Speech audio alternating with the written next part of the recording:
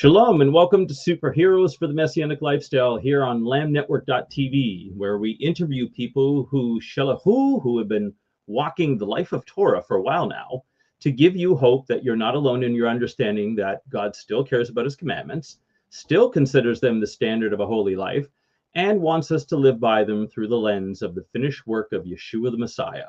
My name is Darryl Weinberg of Light to the Nations Messianic Ministries, and I'm honored to be your host. Welcome once again.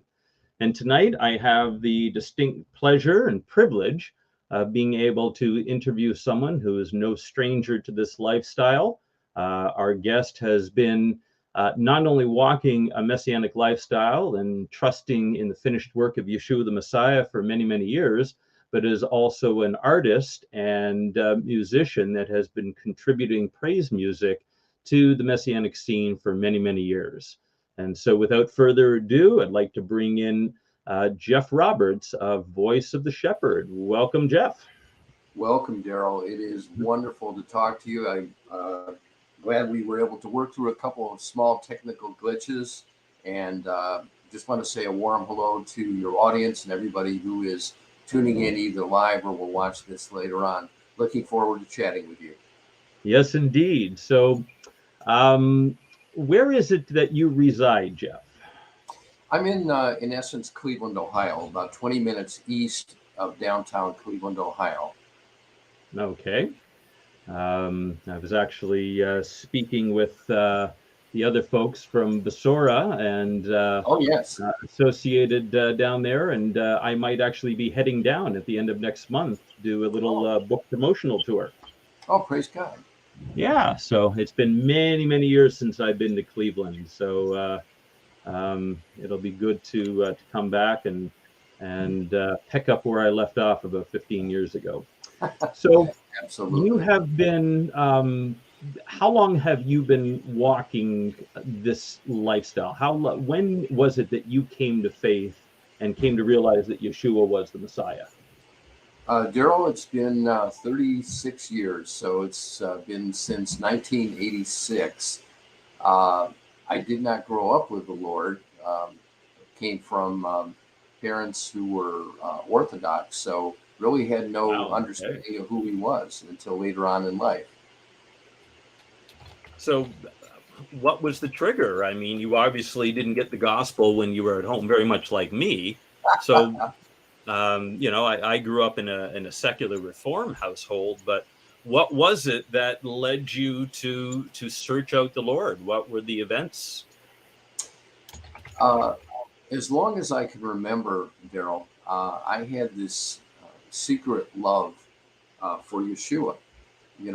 When they used to do the old Jesus of Nazareth show on TV, I would watch, and it just really spoke to me. He spoke to me. But I thought that there was something wrong with me because, after all, I was Jewish. So why would I be interested in someone else's God? And I remember thinking that if Jewish people knew that I was interested in Yeshua, they would think that I was a traitor. And if Christians knew that I was interested in the one they called Jesus, they would be confused because, after all, I'm Jewish. So I had this secret affection for the Lord, but I didn't think he was for me. I've used the analogy sometime that it was as if I was on the outside looking through a pane of glass into a wonderful restaurant, and people were having a great dinner, but it wasn't for me. I was on the outside looking in. I had a friend, still have a friend, who it turns out has Jewish roots. At the time, she did not know that. And she had a supernatural love for the Jewish people. She actually moved to Israel for a period of time to serve as a nurse there. And she would talk to me about the Lord, and because we were close friends, I was able to confide that I was interested, but I just didn't understand how this pertained to me. And right around that time, I had a very close friend who died in a drowning accident, rather tragically. And I had been thinking about and felt drawn to the Lord. And I remember the very first time that I opened up the New Testament, which I had never read. I thought I was doing something wrong. And when I opened it up, I was flabbergasted because it was an extraordinarily Jewish book. He's referred to constantly as a rabbi. He's spending time in the temple. He's going to all the feasts. All his followers were Jewish, and I thought, oh my gosh, this isn't what I was taught. This isn't what Jewish people know.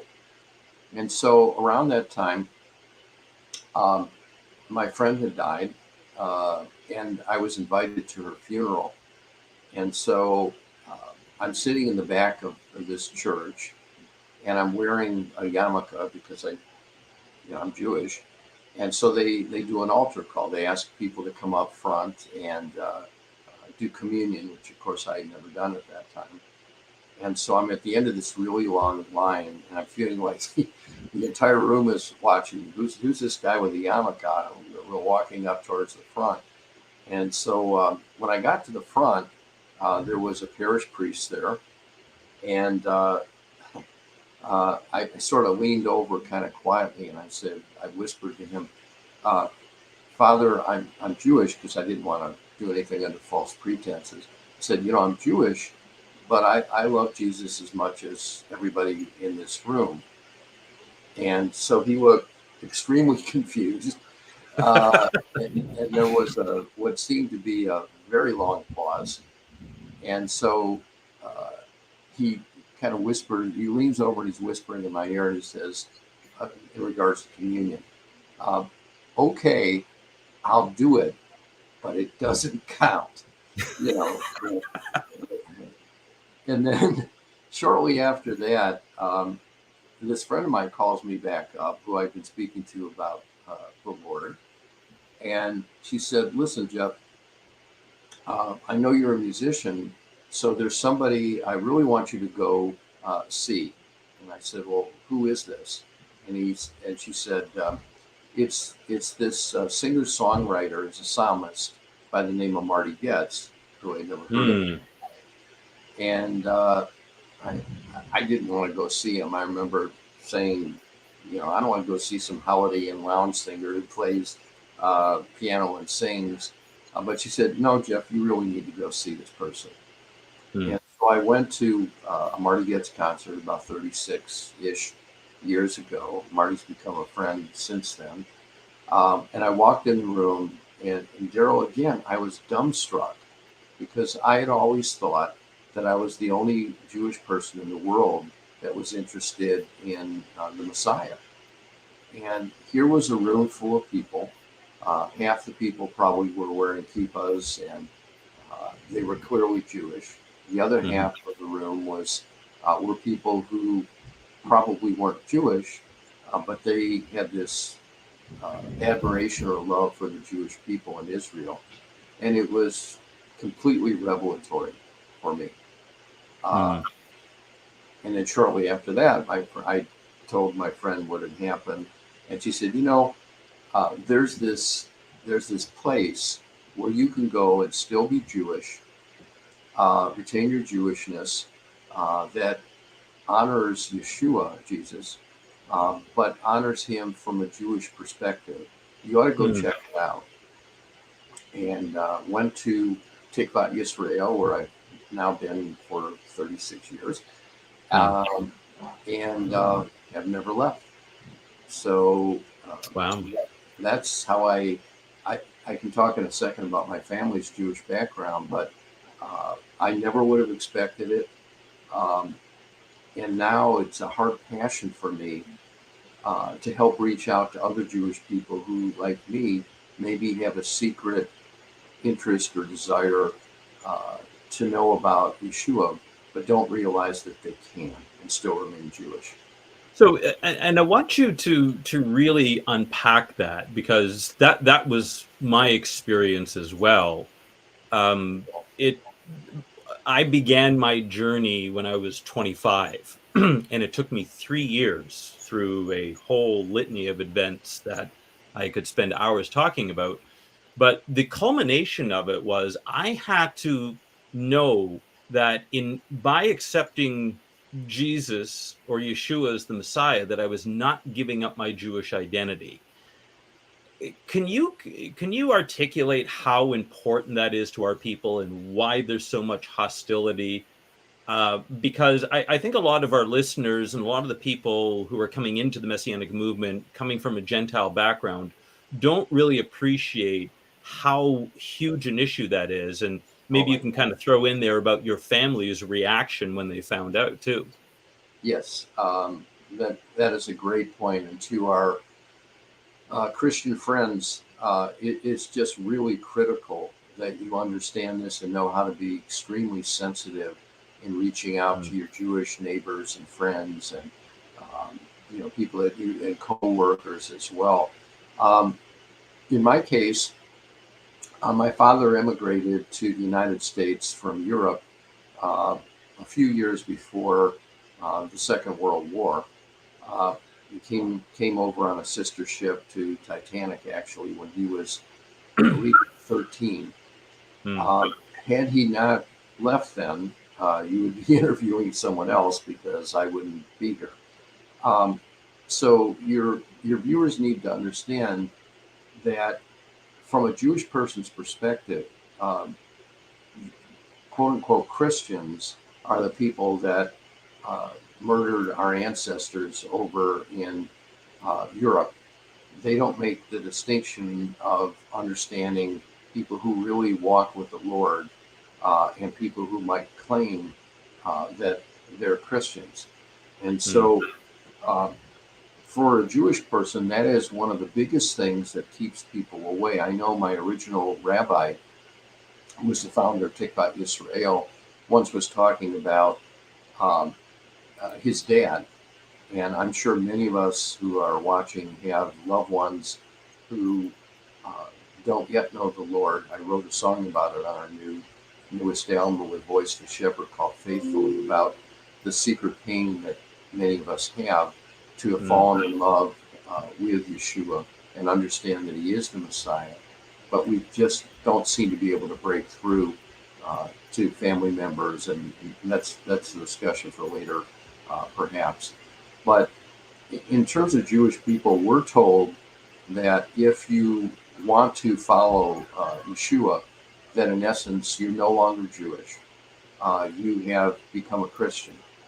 It's my understanding that if someone wants to emigrate to the land, to Israel, they can be a secular Jew. They can mm, have no faith whatsoever. They can be a right. Buddhist, and that's all okay. But the minute you say to somebody that you are a follower of Messiah Yeshua, uh, there's tremendous pressure. There's been cases where people have been stopped from coming into the country. We have a woman in our congregation who wants to do Aliyah to Israel, and she's Yeah. had to change her name because she doesn't want anybody to know if she goes over there, she doesn't think that she'll be granted citizenship. So, Yeah. but the truth is, and Darryl, you and I know this, um, what could be possibly uh, more Jewish than following the one who lived his entire life as a Jew, who was a Mm, rabbi, who spent his time primarily teaching and reaching out to Jewish people, um, and who he was actually crucified, and on his cross it said, the King of the Jews. He never gave up he never founded a new religion, But right. Jewish people don't know this. Just some of your listeners know this, but uh, in the traditional temple, as they read through the portions of the year, the Parsha, um, they will read Isaiah 49 and Isaiah 50 and Isaiah 51 and Isaiah 52, and then they will skip Isaiah 53, the famous suffering servant passage, because the rabbis would say it would confuse people. It sounds like, of course it's not, but it would sound too much like Jesus. Right. And, you know, I remember, again, my founding rabbi at one point went to his father and he read Isaiah 53 to his dad. And his dad was very indignant and said, "Get away from me with this Christian stuff. I don't want to hear this." And Rabbi Walter said, "Dad, this is in the Hebraic Bible. This is in the Old Testament. So it's your Bible. These are Yeah. God's words through his prophets." So, it's a pain for me, and I'm sure probably for you, that Jewish people are kept away in many respects. Just one last quick thing, and I know you got a lot we want to talk about. When I became a believer, uh, like so many young followers of the Lord, I was on fire for the Lord, and I went to the local Cleveland paper here, the Jewish News, and our congregation was going to do, I believe it might have been a Marty Goetz concert. So we had compiled a full page ad, and we walked in the door with a check, and they semi politely threw us out because they said they were not going to take an ad from people that were trying to convert people away from Judaism, which my heart just sunk because it's not true at all.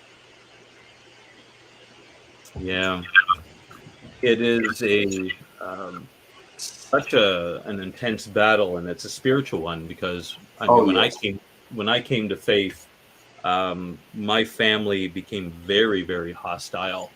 More my mom's side than my father. My father's side of the family have dabbled in all kinds of new age nonsense, so this was just another thing. But with my mom's side, most of them were atheists or agnostics.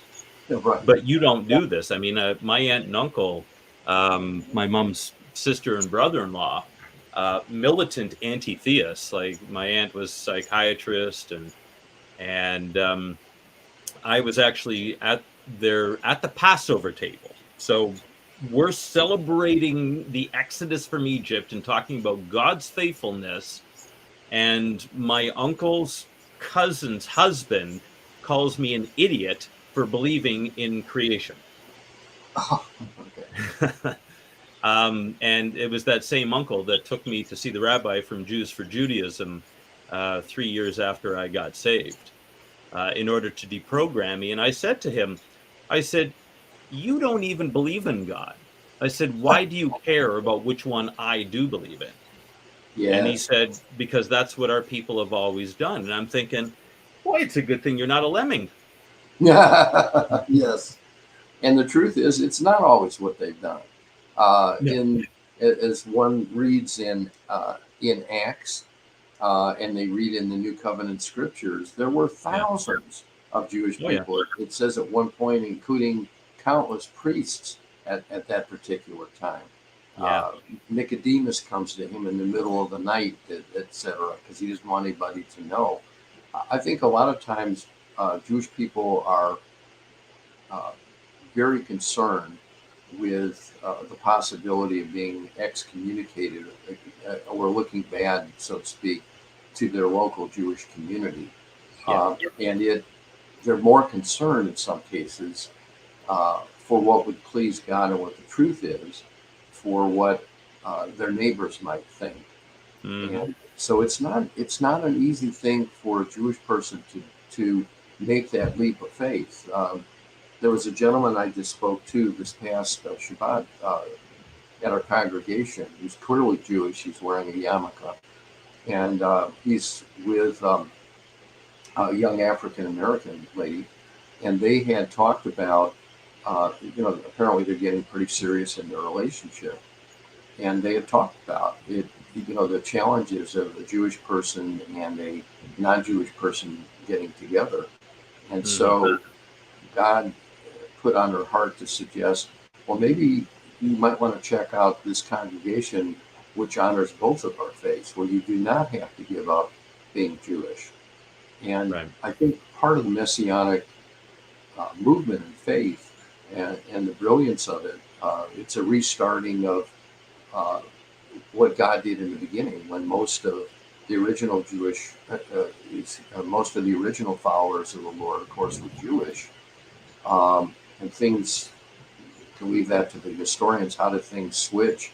Where 2,000 years ago, if someone who wasn't Jewish was following, the Messiah, people would say, well, "What are you doing following him? You're not even Jewish." But now today, if one follows the one that's the Jewish Messiah and lives a Jewish lifestyle, it's been so turned on its head. And again, our Christian friends need to understand that because of the persecutions and the pogroms and the Holocausts of the world, there's a deep built-in prejudice, not to mention misunderstanding. But the Messianic movement, I think, is both biblical and godly, but it's also brilliant in that when a Jewish man goes into a church, it reinforces, I might have this admiration or love for Yeshua, Jesus, but everything feels awkward to me or wrong for me. It doesn't sync. They're talking about crosses and Christ, and wasn't Christ the one that killed our people over in Europe? And so when someone walks, I would encourage your viewers that if you have a friend or a coworker or a family member or a neighbor or whomever it may be that doesn't shut the door when you bring up Yeshua, find out if there's a local Messianic congregation in your home city, because the difference is we believe the exact same things as any evangelical church, by and large. But when someone goes into a Messianic synagogue, we're calling the Lord by his Hebraic name, Yeshua. We don't say Christ. We might say tree instead of the crucifixion stake, for example. We have Torah services, all things that make a Jewish person more comfortable. Even it's just a way to present things in a way that's less threatening. Yeah, but we have to assure them that they're not giving up their identity. Oh and my gosh! Because Yes. identity is everything to a Jewish person. I mean, Absolutely. there's this survival mentality about the Jews, and that there's a great amount of pride, some of it, fleshly, of course, but the fact that we have persevered and survived for 4,000 years, despite just about every nation in the world trying to get rid of us at one point in time or another. There's an element of, I've got to hang on to this. And so what a lot of people don't understand is that when a Jewish person comes to faith, they are viewed as betraying their entire identity and their heritage. And so that's very important. So how did your parents respond, and how long did it take you to tell them? Well, I was fortunate because my father grew up going to a Orthodox temple. His father was Orthodox, and it didn't resonate with my father whatsoever. And the few times that I was dragged there, you walk into a room and no one is speaking English. Basically, it's all in Hebrew. The women are separated and segregated from the men. It very heavy liturgical, no worship music, of course, and it at least in my case, it just did not speak to me. It just was like a history lesson that particularly wasn't all that great. And so my dad had rebelled, and we were pretty reformed. I mean, my mom would light, the Friday night candles. But like so many Jewish people, we would go to the temple maybe twice a year on Yom Kippur and on the High Holy Days, Passover, perhaps, Rosh Hashanah. But again, we were going at the time to an Orthodox temple, and it just did not speak to my spirit at all. And so in my case, I was fortunate. We probably both know people that have been completely cut off or authorized. I've heard situations where people will tear their clothes and consider someone who is given their heart to Yeshua to be dead. Yeah, Um, they would have a funeral for them.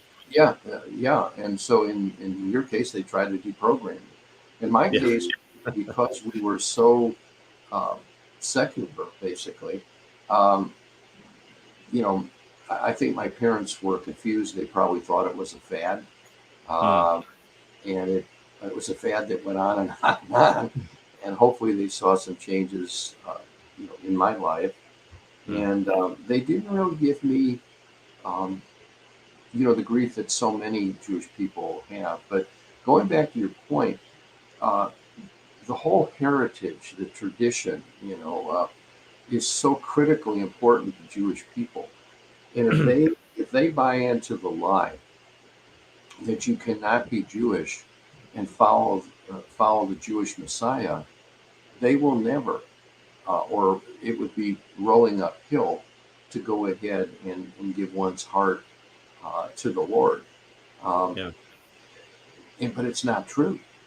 Well, It's and the other problem is that it's both the church and the synagogue that tell us that. oh You're yeah, getting that you're getting that from both ends, because the church yeah, also says that once you accept Yeshua, you're a Christian now, you're not Jewish. yeah, oh yeah, So yeah, it's a double whammy, and really both sides have rebuilt the wall of partition that Yeshua tore down. yeah. It's So not just yeah. yeah, so I wanted to spend a little time talking about your musicianship. So when did you start learning how to play piano?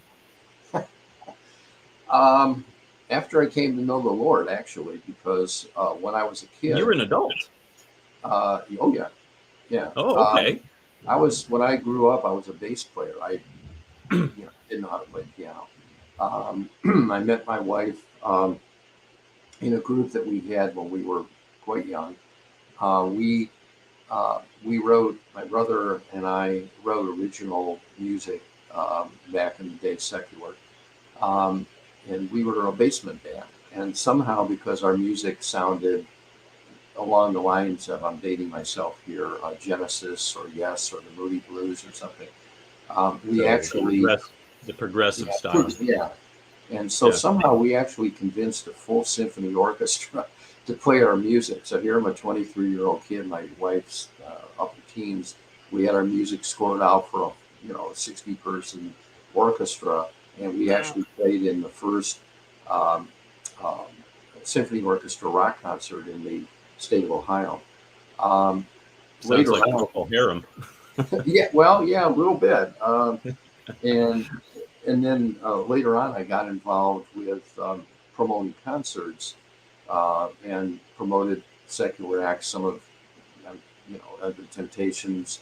The last concert that I had promoted was with a bunch of people that are now in the Rock and Roll Hall of Fame. Steve Miller Band, Electric Light Orchestra, the group Heart, and we had a horrible incident that took place at this particular concert. I'll try to do it quick because there's more important things to talk about. But it was one of the things that I think also opened my eyes that there had to be something more. Mm. Um, the the lead group at this open air concert uh, was the Steve Miller Band, and their manager. Uh, I was a 23-year-old kid with hair down in my back, and we got called into the trailer where the manager for the Steve Miller Band was, and he basically held us up. He said, "My group isn't going to play unless you pay us another $20,000." And at that point, I'm a 23-year-old kid. The only money we had was fives, tens, and singles. Uh, and the audience who had showed up the night before, and then the temperature crashed.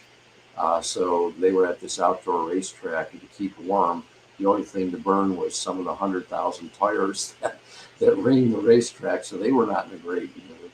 And I said Mm. to Steve Miller's manager, I said, if your artist doesn't play, someone's going to get killed here today, because there had been a riot at another event not ours, a couple weeks earlier, and people almost died. And he said, "Kid, this ain't the Bush Leagues. You pay us the money, or my guy walks." And he would have done it, and people would have died that day. And I just, faced with such stark greed and lack of concern for human beings, I never promoted or was involved with any other secular event again. After I became a believer, um, and I would read the scriptures, both Old and New. To my surprise, sometimes I would hear passages with melodies associated with them. Hmm. And there were two uh, young believers at my congregation, a man and a woman, who both loved worship music, and both were interested in Messianic related music, like along the lines of Marty or Paul Wilbur, for example. And so we formed a little Messianic singing group called Voice of the Shepherd. And we did a little album, and we opened up a number of times for Paul Wilbur and Marty Getz. And as groups do, they break up and you kind of go your own way. And, even though I was a bass player by training, uh, I don't know how it happened, but I ended up learning how to play piano, and the songs that the Lord has written through me are all on piano. But about 3-4 years ago, I had some health problems, and some things happened in my life, and uh, so this woman. It was the strangest thing, Darryl, because I hadn't thought about music or original music for decades. Yeah. And a woman walks up to me in our congregation and hands me a letter. And she said, "I think I'm supposed to give this to you." And I didn't even know her very well. I mean, I'd seen her. And I opened it up, and it was a teaching uh, on the subject of Elijah and the whole topic of a mantle. And it had to do with the fact, and perhaps this happened in your ministry, that anytime God gives anybody a ministry or a job to do, whether it's starting uh, a worship group or a ministry such as you have, or reaching out to friends who don't know the Lord, or whatever it might be, um, if it's truly from the Lord, that calling, that mantle, is bigger than the person themselves. They can't possibly fulfill it. And so I didn't think anything about it. I never even heard the term mantle used before. And then about 2 weeks later, our rabbi was praying over people in the congregation, and he said something about, your mantle. And I was like, whoa. And then I ended up going to another congregation. The same thing kind of happened. And so long and the short of it, I called this gentleman who's now a Messianic rabbi, Rabbi William Holtner. And literally, I had not talked to him. He was one of the co-founders of Voice and the Shepherd. And I said, "William, you probably don't even remember me. I haven't spoken to you for 25 years, but you might remember we had that little Messianic singing group 25 years ago." And not only did he remember me, it was like no time had passed. And so, unfortunately, the founding woman singer of Voice of the Shepherd had moved out of state and has gone home to be with the Lord since then. But we actually, to my astonishment, we ended up doing a new album called For Such a Time as This, which is what I was asked to name it. And there are 12 original Messianic songs in there. But, and I may, with your permission, do just a quick example in a second. But one of the things we tried to do with our music is to use it.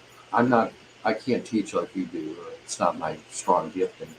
But, what I've tried to, what the Lord's tried to show me, most of the music that we've written has all been almost verbatim from Scripture. And what I try to say to people when we do concerts, if people are interested, they can go to voiceoftheshepherdworship.com and hear a little bit of our music, or sending an email or whatever you might like to do. But the people who are in the Bible, if we all believe that the Bible is the true and perfect Word of God, and it's inerrant, there's no mistakes to it, that means that the people in the Bible were real people, and they had real lives just like we did. And a lot of times when we're reading through the Bible, we'll read certain stories about the woman with the 12-year flow of blood, or um, the crippled beggar in Acts 3, or there's dozens of them, but those were all real people, and they have the same concerns and emotions and issues that we have. And so what we've tried to do is try to write music from the perspective of the people in the Bible, so that it brings the Bible more to life. So that's kind of how it all came about again, after a 25-year absence. And the Messianic Times was very kind and gave us a big feature story. And we went back into the studio, and hopefully, God willing, the Lord's continuing to give us new music. So hopefully, Rabbi William and Valerie Joyce Diaz, who's got a gorgeous voice. I wish I could play some of her music and have your listeners hear it. She does the songs that are female-oriented, like the story of the woman with the flow of blood called the Hymn of Praise, or the story of Martha and Mary and their family, called If You Will Believe. And so worship and music's always been a really big part of who I am. But it's the way that I communicate with God, and I think He communicates with me. I don't have a voice like Paul Wilbur or Marty Getz, but the music does seem to speak to people, and I'm honored to give something back in that way. Right. Okay. Well, you said you have a song for us, so it's not the way we usually do things here on Superheroes, but I'd love to hear it. Let's see how the Lord ministers to you and through you. Well, what I may do is I'll do I don't know if I'll do a full song, but maybe 2 half songs. We'll see. I know we've got to be careful with the time, but let me just put this into context. This song is about a minor character in the Bible, and it can be found in Acts 3. It's the story of the crippled beggar, and if one reads that story, he was more than 40 years old. He was brought every day and left at the temple court called Beautiful, where he would beg all day long. And people would walk past him, and I'm sure it was humiliating and everything to be constantly asking for him to walk. There was nothing else that he could really do. And so one day, Peter and John show up. They're walking to the temple, and the crippled beggar sees them and holds out his hand, and he asks them for money. And what they said to him is, "Silver and gold I do not have, but what I have I give to you. In the name of the Lord Yeshua, stand." And then he's instantly healed. And one of the things I've noticed with a lot of the Lord's miracles, they weren't just for the individual themselves. They were for the people who watched the miracle, for example. But also, if you think about it, if you were the person that had not been able to walk for 40 years, you're paralyzed. And in an instant, just by reaching out and touching the hem of the Lord's garment, if you're that woman who had the courage to reach out to him in a crowd, or to take the hand of John and Peter, and then be instantly healed, how would that change your life? I mean, every minute for the rest of your life, every interaction, you would tell people what God had done for you. So it's far more than just what occurred that one moment in time. So, some of our songs are praise songs, and they're much more upbeat. But since we don't have a drummer and so forth, I'm just going to do a little bit of this song called "A Gate Called Beautiful." Hopefully, get the piano to turn on here.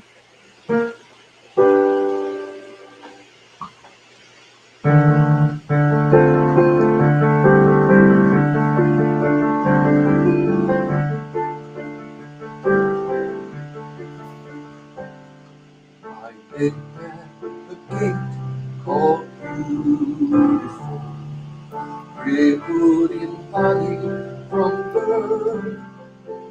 I cried out for money as 2 and 3 years. Then the man known as Peter told me, silver and gold I do not have, but what I have I give freely to you. In the name of Yeshua of Nazareth, reach out, be made brand new.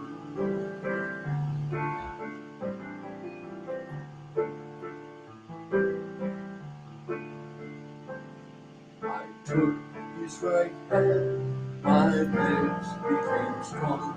I jumped to my feet, praising God. Was healed in my body, felt new in my soul. He gave me this message of hope. Wide is the gate, broad the road that leads to destruction, and many pass through. Small is the gate that leads to life, and only a few will pass through. My life has been changed in 1,000 ways since God reached out his hand and he called me. Silver and gold I do not have, but these words I give freely to you. Yeshua's the gate called Beautiful. He leads to salvation for all who pass through. All men are crippled, alone without God. So reach out, be made brand new. Silver and gold I do not have, but what I have I give freely to you. In the name of Yeshua of Nazareth, reach out, be made brand new. Reach out, be made brand new. Reach out, be made brand new.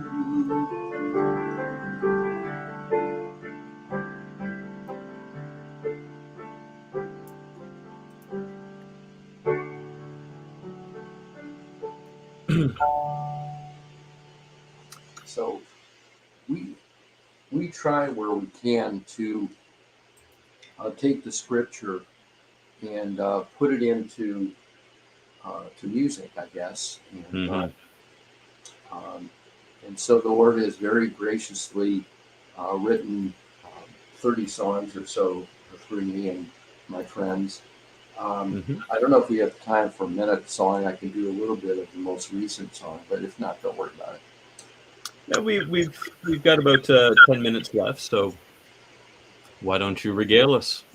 I don't know if I can regale, but well, this is a new song. We haven't recorded it yet, and probably Rabbi William will sing it, but it's really the story of the last night or so of Yeshua's life in the garden. Because again, we read these things and they just we flip the page and maybe we don't really think about them enough. But again, although he was God, he was man. And can you possibly imagine what it would be like to know that you're going to be tortured and go through this terrible that you could get out of, if you weren't going to be faithful to God. But what would that feel like? So this little song is called "Not My Will But Yours."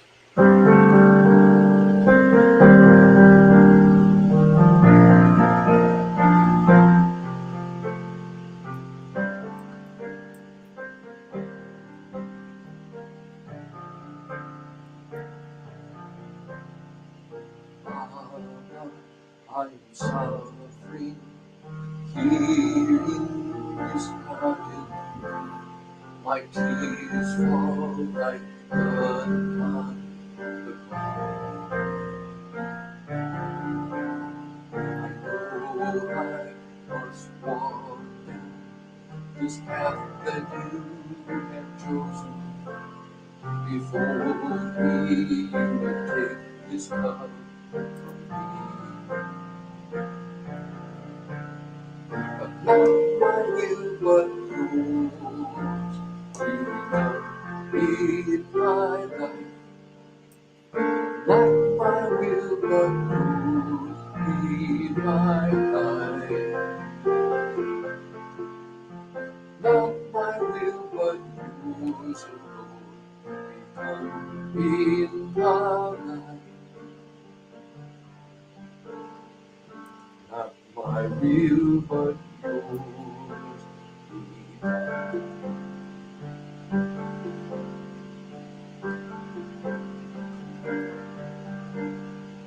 Abba, forgive them, they know not what they do. Their eyes have been blinded to the truth. Please don't forsake me on this cross where I'm broken. Abba, be far from me. But not my will, but yours be done in my life. Not my will, but yours be done. Not my will, but yours, O Lord, be done in my life. Not my will, but yours be done. So trust in the Lord with all your heart, and lean not on your own understanding. In all your ways acknowledge Him, and He shall direct your path.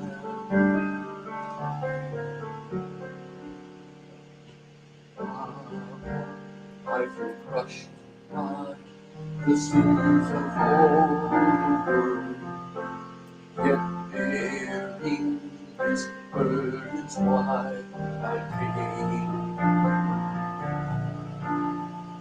Abba, it is finished, this work that I was given. I long to return to your side. Not my will, but yours be done in my life. Not my will, but yours in my life. Not my will, but yours alone be done in my life. Not my will, but yours. Not my will, but yours. Not my will, but yours be done.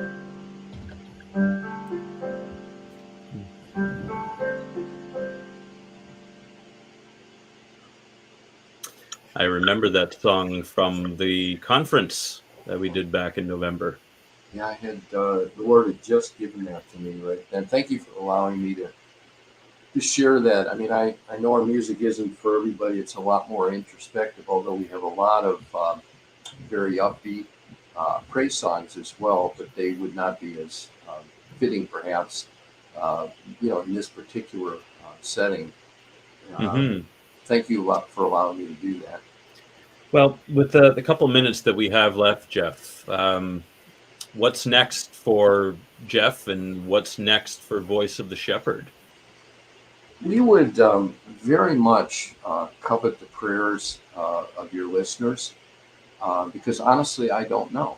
I don't know why I was asked to write these songs. Um, I don't know why the Lord chose, after an absence of 25 years, to get us back together. Mm-hmm. Um, I know that we're being called to be more available. So if any of your listeners ever have an interest in us doing a concert, either in person or probably, depending on where they're located, virtually, or if they have an event or a conference where they are looking for worship music, a men's group or a Bible study or a women's group, I've always taken the approach, and maybe you've done that. And God bless you for what you're doing with your ministry.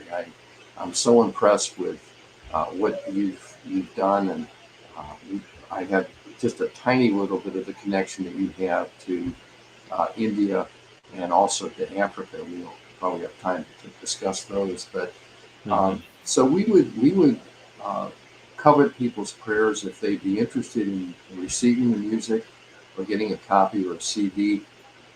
If they want to send me an email to Jeff at voiceoftheshepherdworship.com or go to voiceoftheshepherdworship.com. We would love to share that with them. But I just want to be available. The time is short. The harvest is, the hills are ripe for harvest. Jewish people, I think, are more open than perhaps that they've been at any time in the past. Mm-hmm. Uh, and each of us has a role to play. I think sometimes we think that for the church, all the outreach is the outreach director or the pastor. If we're in a synagogue or Messianic synagogue, that that's not what I'm supposed to be doing. That's not my gifting. But Mm-hmm. I guarantee you that if the Lord calls you to something, He will equip you for whatever it is. So please know, no matter how um, inferior or ineffective, or you might feel that you don't have anything to say, trust me, all you need to do is be available, and the Lord will do everything else. So your prayers would be deeply appreciated. Feel free to shoot me an email at Jeff at voicetheshepherdworship.com. We would love to hear from you. Amen. Well, it's been a real treat to get to know your story a little, and I'm really hoping that if I can make it across the border, and we'll need a lot of prayer for that, because we've got a couple of wacko governments in place in our Yes, we two do. countries here. But Yes, we do. if all goes according to plan, and I can make it down to Cleveland at the end of next month, then Oh, I would love to we'll see you. we'll have some time to spend together, and we'll do some jamming. I look forward to that. Do you sing or play? I sing. Well, good. You see better than I do, I'm sure. So it'd be great to do a lot of the worship music that probably gets played in your congregation as well as ours. Um, and I just want to bless you and your listeners, Lord. Thank you for Rabbi Darryl, that he took that leap of faith, took that step out, Lord, and look how you've used him. I'm sure when he was growing up, he never would have thought. I always get a kick out of Marty Getz when he would do concerts in Cleveland, and because he comes from a very well-known Jewish family in Cleveland, and he would kiddingly say, his mother would always say, "Oiga, Bo, my son the doctor, my son the attorney, but my son the Messianic singer," you know. And so none of us probably expected this. But where the Lord calls, He equips. And so I pray also for your audience. Um, Please pray without ceasing, even if you don't see the results from a spouse or a neighbor or a friend, whether they're Jewish or not. But you want to love them into the kingdom. the best thing you can do is to be just continue to pray for them, no matter how many years or decades it takes, and gently guide them into, don't beat somebody over the head with scripture, but love them into the kingdom. And Jeff, we have less than a minute left, so I've got to close this out, but hang on, and we'll continue our conversation after. Shalom, everybody. Thank you for joining us tonight, and we'll look forward to seeing you next week right here on Superheroes for the Messianic Faith. Bye-bye. God bless everyone.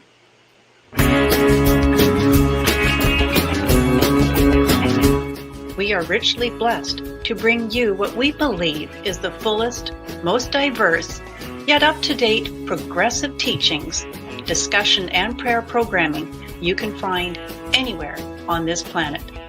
Be sure to take the tour of the MessianicLambRadio.com website. I'm Susan Hoogie, thanking you for joining us